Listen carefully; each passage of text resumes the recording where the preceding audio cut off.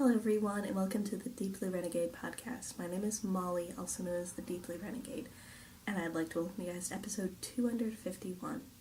Today is Saturday, October 27th, 2018, and I'm glad you could join me today. I'm glad I could join you guys today. I wasn't sure if I could, but the funeral was on Friday, so it was a wham bam, thank you ma'am sort of trip, but it was good.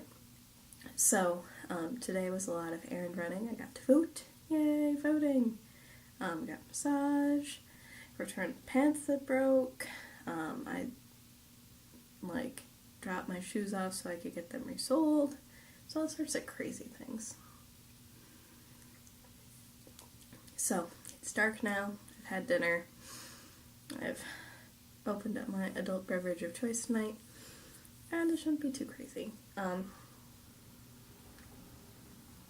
So, which I think I will start here. Okay.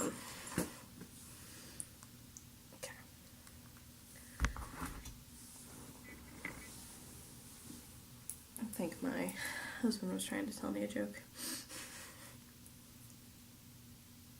Okay.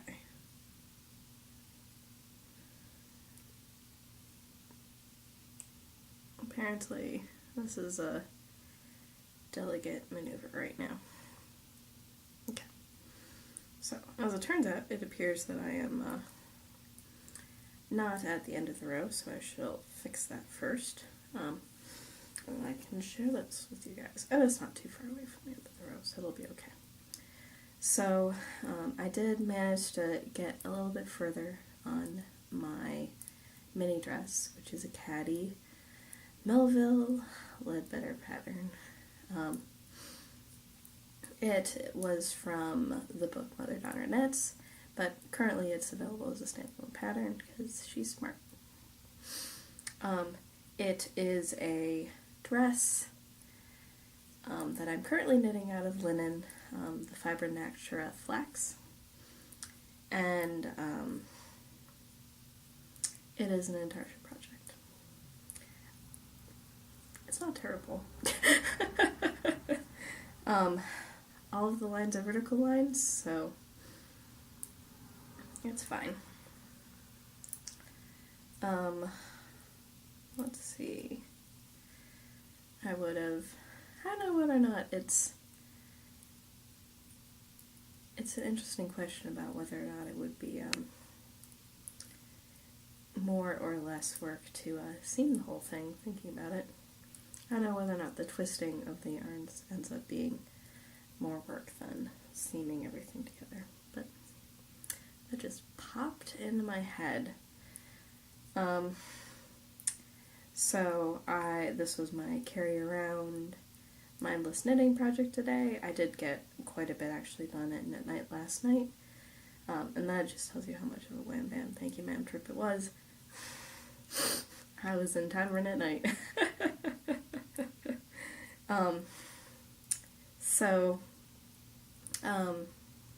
Almost there.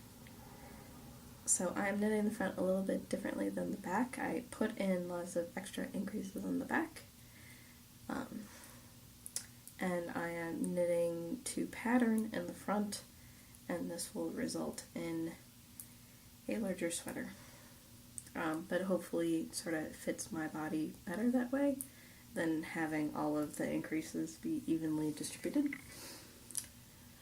So, I have part of the bottom shoved into the front, but you can see that there's now more front than there used to be. So I was a few rows in last week. I have made at least one or two increases since then.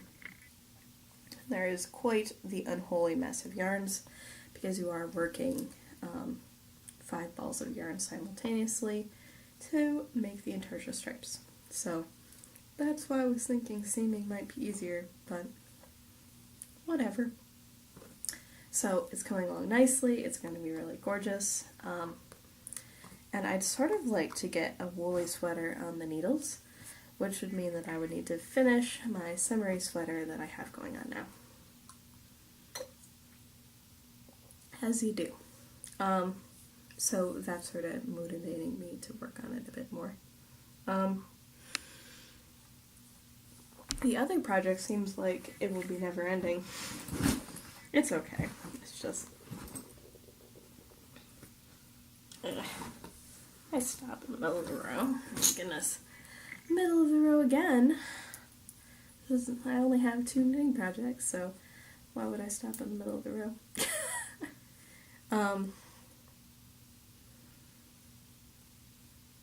So I guess I'm gonna have to fix that now. So this is, it made sense after I started working on it. So this is Sizzle Pop. It is a Leslie Ann Robinson pattern, and I am knitting it out of my Three Waters Farm Rambouillet in the Quilter's Magic and the Blurple colorway. And this is my own hand spun. It turned out to be sportish, to fingering, 2-ply, I don't know, with the grist on this one, I'm not even really sure. My Quilter's Magic turned out pretty crunchy. My Blurple turned out really fluffy and nice. With their powers combined, what would it be? I am figuring out about my recent hand spun and what I should or should not be doing. So, I learned something. Life's good. It is going to be a gorgeous finished object, and I don't get the crunchiness, or I'm not reading the crunchiness when I feel the object itself, but it's definitely sort of crunchy yarn to knit with, as I can feel right now. So this is going to be a giant triangle shawl. It's going to, it's an 8 ounce of yarn shawl. It's going to be big. And that probably will depend on how much purple I end up using. So the purple's probably the limiting one between the 2 yarns. And I'll probably need to end on a pattern repeat, but I am not even close. So I have been carrying this around a lot and working on it. There's some situations where I'm okay for working on it and sometimes where it was not so much. Just seems to depend. In some ways this one is a little bit more convenient because it's easier to untangle the yarns than the other project is, but the other project is far more mindless knitting. But not so mindless that I could do it in the dark, so none of my knitting is good for the dark right now. It doesn't always happen. You might even argue that it seldom happens now, as you do. That is not a stitch I am working this row. So, it has been pleasant to knit so far. It's only every so often that it's a little bit too complicated for what I'm doing. As far as pattern projects go, it's the one pattern, or effectively speaking the one row you have to concentrate on, and then 3 rows you don't. So this is currently a not concentrating row, so not too shabby. But it is awkward when I reach the point where I am knitting in a situation and then it is that row I need to concentrate on, so it's slightly awkward.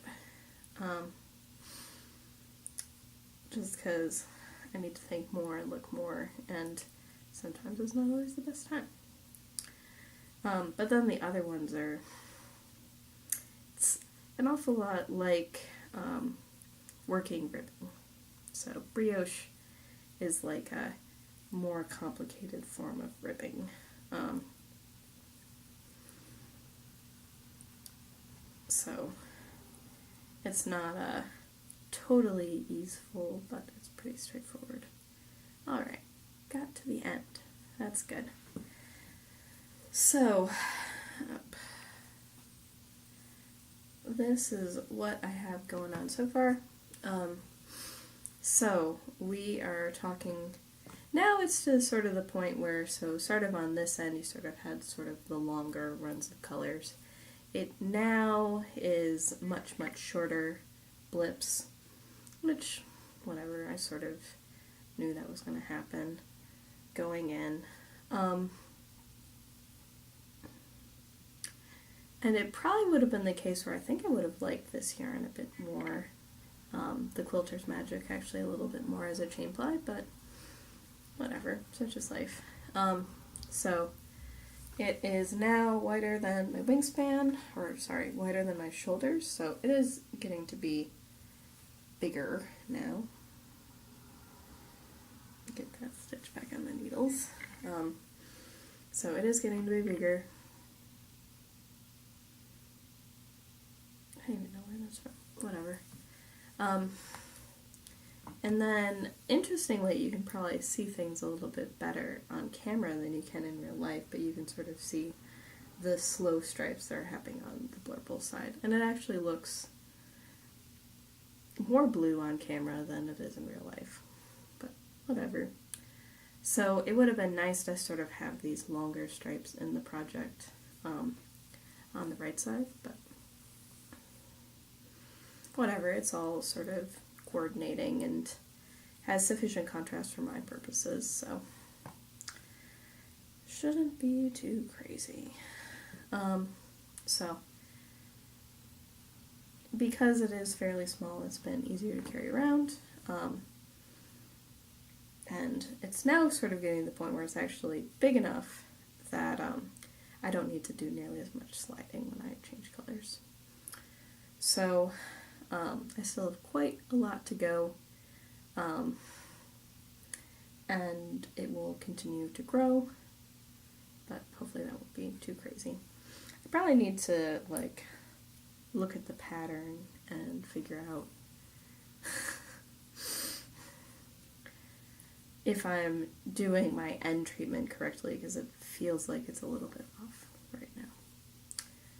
So coming along nicely, nothing too crazy. And I did manage to work on a whole bunch of projects this week, so I got to do a little bit of everything yesterday, which was nice. So, the other project that is going right now is my supported spindle project. So, this apparently flagged security yesterday. They thought it was highly suspicious what I was up to, and I'm sure they have never seen that before in security, so seems fair. The Dallas airport employees are very jaded, but the Midland ones were very safe. There are not enough people there for you to get anything by them. So, this is my Ross Farms Hog Island. It is a rare breed, and I'm spinning 2 ounces of it on my supported spindle from KCL Woodworks. And then I have my supported spindle chalice, which is it's my scepter. So I just stick this in between my legs, and then I twirl away. So I think I mentioned last week I was excited to find out that I was half an ounce into the project out of 2. I was like, okay, this is gonna get done in a reasonable amount of time. And I've put a decent amount on the cup since then. So at some point I might even tonight just sit down, weigh out an ounce, and then just put that separate from this. So that I can then start a new cup.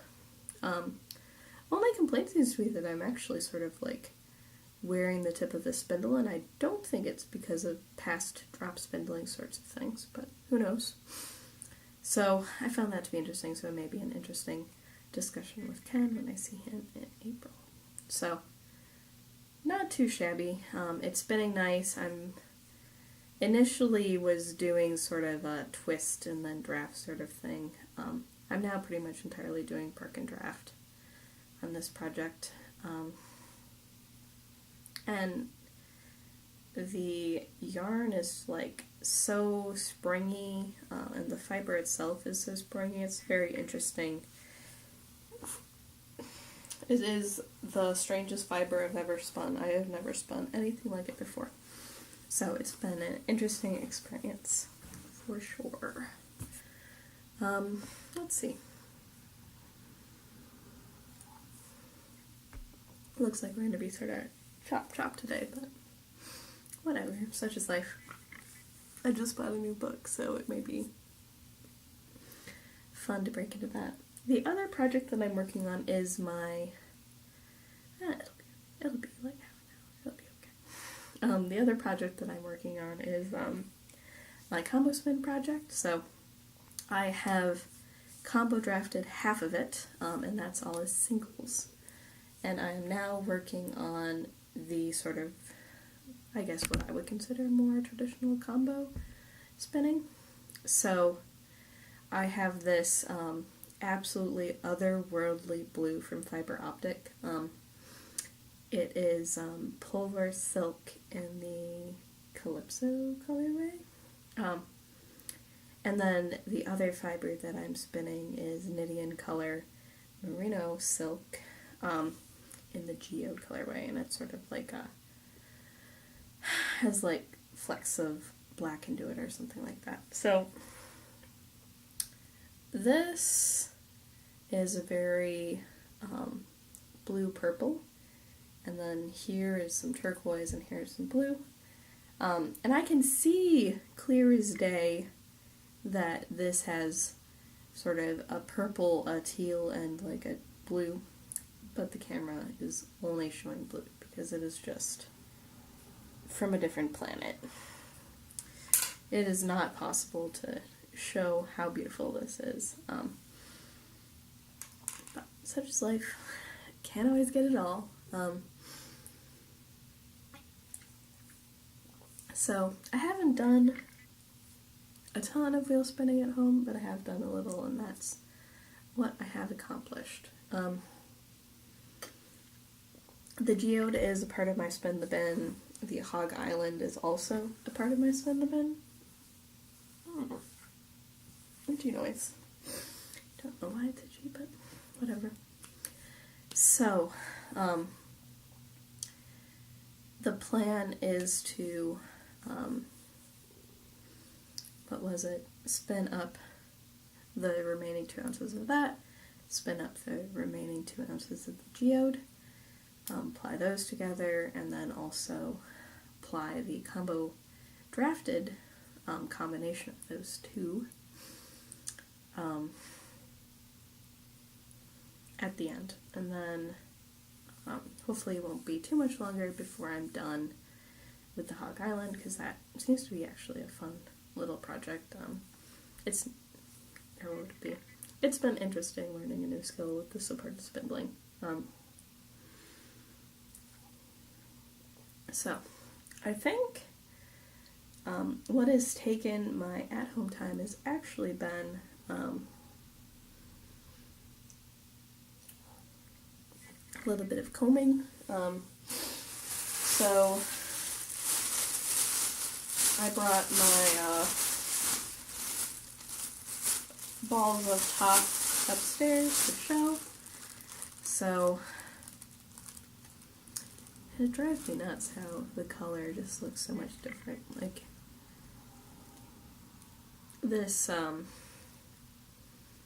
is sort of a lighter purple color, and then I have this darker purple color here. But what's coming off is there's an awful lot of green in this one, and that sort of is what it seems to be showing up on camera. So whatever I end up combining will be completely unwebcamable whenever that occurs. Such is life. So these ones I've already completed, and I've just been sort of working through this. So I have my wash tub full of locks. I ended up breaking them all up and fluffing everything to try to streamline the whole combing process. And then I load my combs up and comb away until I stop getting big chunks. That doesn't mean it's entirely, it's not that it means it's like entirely good to go. this will have, the plan is to eventually combine all of my medium color stuff on the hackle at the end, and then pull off a nice big top like I have on this fiber over here, which has turned into a lovely sort of dark turquoise color. So hopefully that's going to mix everything up nicely. And I do have a pretty weighty amount of pop. This is a pretty big grocery bag.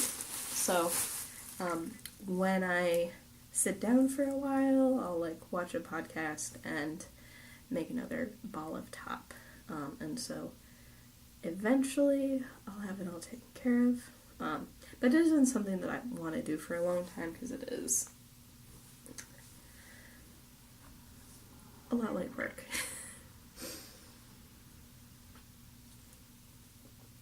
So that is that. I did manage to put all of my fiber away on the yarn shelf. Words are coming a little hard right now. But it is very crammed on there right now. Obviously the fiber does take up quite a lot more space than the yarn. I can pretty easily fit a pound of yarn in a Ziploc bag, but I can only fit 8 ounces of fiber in a Ziploc bag, so volume-wise it just takes up so much more room. And obviously there are some things that need to be documented. I have not put everything up on Ravelry yet. I do have all the photos. This will be less painful if I do this soon, because I will continue to take more photos and then they will get buried. So, sooner the better. But I did manage to get everything to fit. I did have to buy more Ziploc bags. Whatever. And then I ended up moving some things around. So my SSK bag with all of my acrylic is in a different spot now. I may end up moving it at some point. In some ways, having fiber being in the end ones is a little bit challenging because they don't really fit all that well. Oh well. But definitely feeling the urge to spin. There was my Corriedale bats totally didn't fit at all, so I just brought those downstairs, and that'll be what I end up spinning next. Even though it's going to be a little while before I get to it, because I have a whole bunch of spinning and plying to do. Whatever.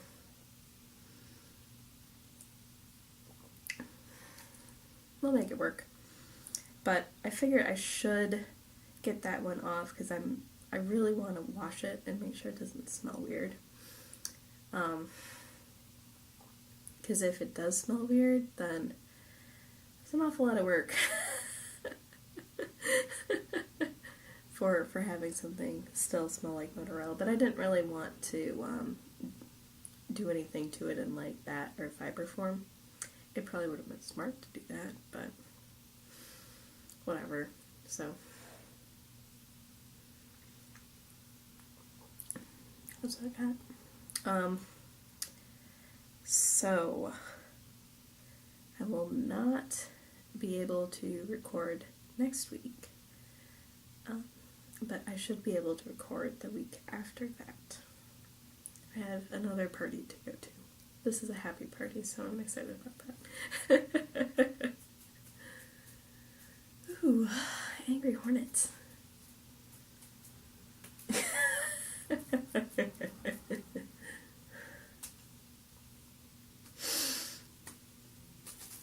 Oh, shit.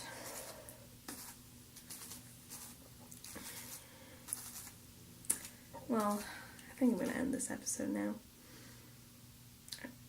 Because angry hornets and being in a closed room with an angry hornet doesn't sound like a good life decision. So, should be able, I'll look up the date, unless it killed itself. I don't think it killed itself. So, I won't be able to record So I'll be able to record the 10th or the 11th. So, not terrible. It gives me some time to get some more progress on the projects that never end. So, with that, I hope you guys have a lovely week, and I look forward to talking to you guys next week. So, take care, guys. Bye-bye.